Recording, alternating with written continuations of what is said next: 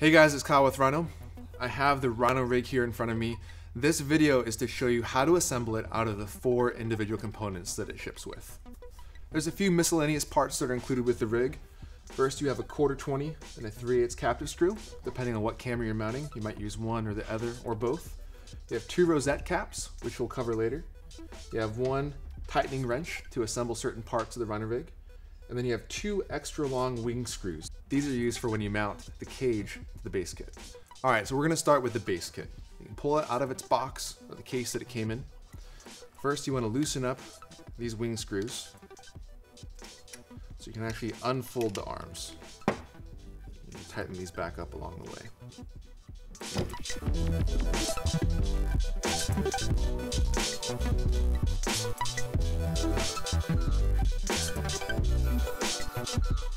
And now that we have that unfolded, we'll want to insert one of the captive screws.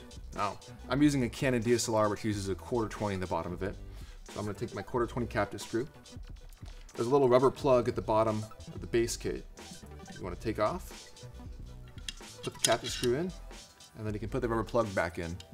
That'll keep it from falling out. Now, if you bought the rail system, or you bought the full kit, which includes the rail system, you want to flip over your base kit. The rail system installs with 4 simple screws. You can set this right on top of your base kit and tighten it up with the included hex wrench.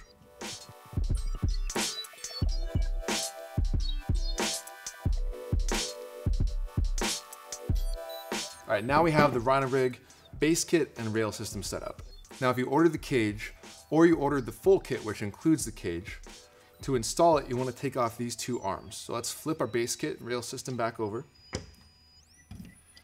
And we can unscrew these 2 arm fasteners. We're going to be replacing these with longer screws to accommodate the thickness of the cage. So I'll actually take these out. Now you want to grab the 2 longer screws that came with the miscellaneous parts in your Rhino Rig. You want to take one of the rubber O-rings that comes between every one of the rosettes. This is going to help you assemble the cage a lot easier. So take the right arm, insert the screw through it. Go ahead and grab your cage. Put it through the bottom of the cage. Then you want to put the little rubber O-ring on the other side of this screw. That's going to help this assembly stay together while you're putting it onto the base kit. Now you can grab your base kit. And basically you want this screw to go into this hole right here. And that'll bolt the cage onto the base kit.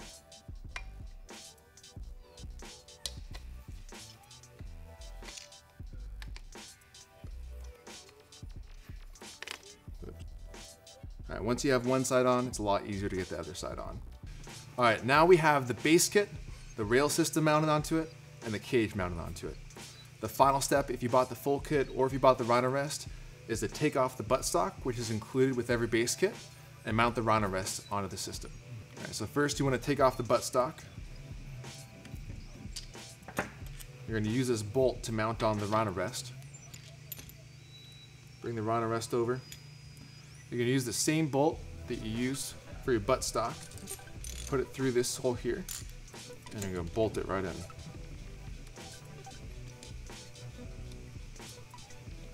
Now, typically when I have my Rhino Rest on my shoulder, I configure this link, actually a lot of these links, differently as if I did with the buttstock.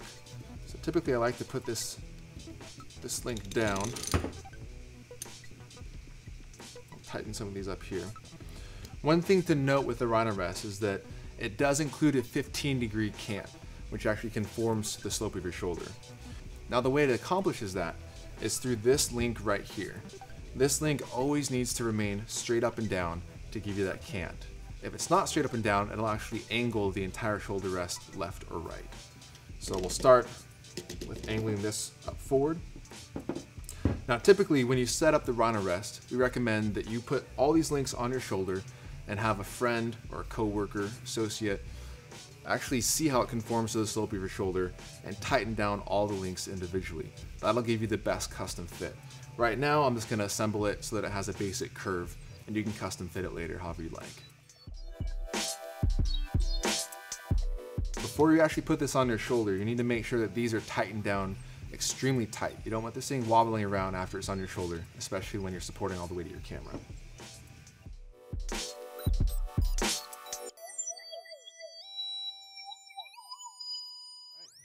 There you have it. You have your completely assembled Rhino Rig full kit.